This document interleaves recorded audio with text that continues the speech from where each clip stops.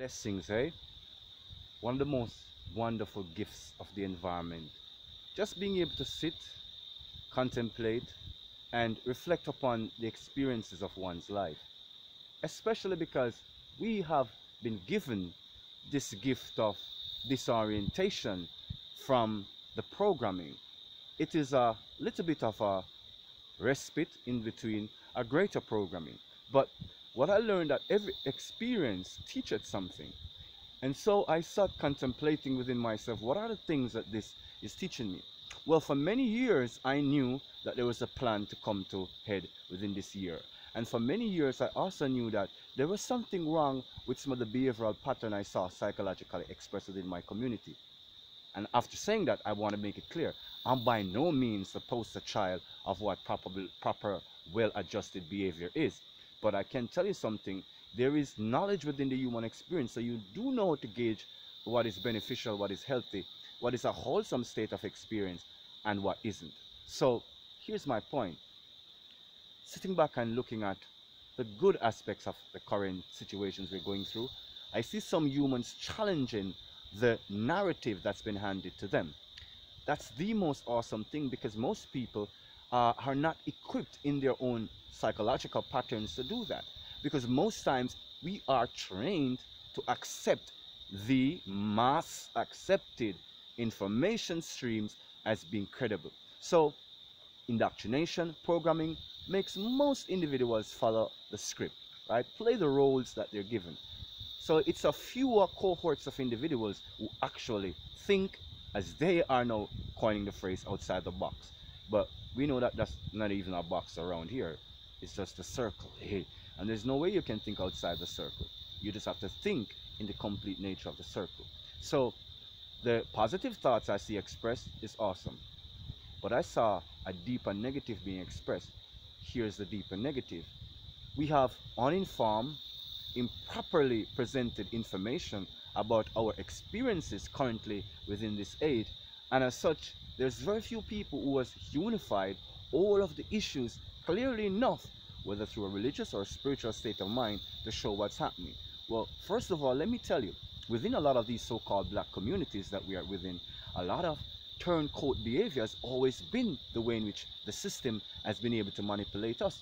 There's a lot of black so-called individuals within these communities who are well coached, well trained in the common narrative. As a matter of fact, they are proponents of this narrative. They add to the codex of this narrative, and as such they'll reinforce it, heart, mind, and spirit.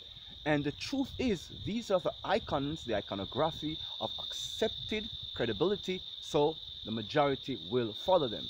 The fact is, these organized members against the greater good are very wealthy and powerful within our community, and they ain't saying nothing. And there's a reason why they ain't saying nothing. This doesn't even rock the simplest edges of their super yachts. This don't even mean nothing to them. And so we cry out and we divide and we subdivide and we contextualize and we play into this well-designed narrative. But the truth is that the kind of states of mind that we should develop amongst ourselves ain't being developed. The standards that define quality, respected Moorish behavior in the West is undefined. Aboriginal behavior in the West is undefined. Everyone is doing this counter maneuver of trying to show themselves against this system of inadequacy and division. So most people is trying to say, well, you know, I am better than the enemy when the enemy was created, and so are you, the victim. Hey. So if you have enemy mind, victim mind, those are both created, because all we're playing along is a narrative of the design system. So we need to get forward into a thought process that let us assess where we are. Truthfully, you cannot use your religious view, your spiritual view to analyze everything.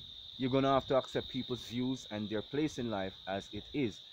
So you shouldn't say, well, most of what Jerome says is applicable under A, Rastafari pantheon, B, Christian pantheon, C, socio-political pantheon, and it's stratified amongst all of those states, but you can't harmonize it. These are the issues. So we have squarely sensible arguments coming from religious leaders, squarely sensible argument coming from political leaders, squarely sensible argument coming from the highly technical amongst our society, and it's being compartmentalized. And no one can see that there's a greater augmentation going on that's been planned for a while. And if you think it's just an individual context, you are going to subdivide amongst the lines of the argument that's been set, preset, and you're going to miss the point, because when they come for the dark-skinned man, they're going to say it's racism. When they come for the Jewish man, they're going to say it's anti-Semitism. And when they come for the Caucasian, they're going to say it is some, anti-white behavior or just some systematic change. And when they come for you in every nook and every cranny in your isolation, then you're going to look into yourself and realize that those lines that you used to divide your own consciousness made you so small, so thin. It was easy to break you.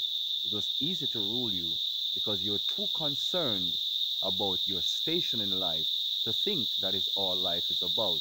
Not looking around outside the station to see there's an entanglement that has all of us caught up in the core, and no one wants to really correlate or experience. So listen, while we wave banners, have great taglines, and create these great statements to mobilize a certain attitude,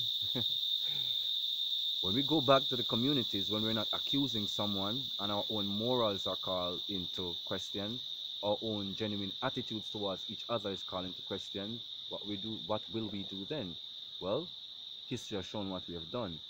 That warring, separatist, backbiting, envious, jealous mentality, that's what's heavily promoted, okay, in these communities. And every time you have minority amongst a community who try to bring about something that is palatable with a deep understanding, okay, the tribalization for their specific social groupings have separated the knowledge into dust. In order to get the dust to make a brick, it has to come together. It needs water, it needs attention. In order to fashion the brick into a house, it needs design. Yeah? It needs function, it needs consistency, it needs a builder. So while we fragment ourselves from organized groupings that should organize and centralize, we are finding ourselves becoming more segmented, broken, splintered, and naturally more disenfranchised in every avenue of life. And yes, it still seems that there's an issue with us as just beings in these times, to just recognize that when are we going to get that this is life, come out of socio and political ideology and see life as it is. When our practices dishonor nature, we all suffer. We all suffer.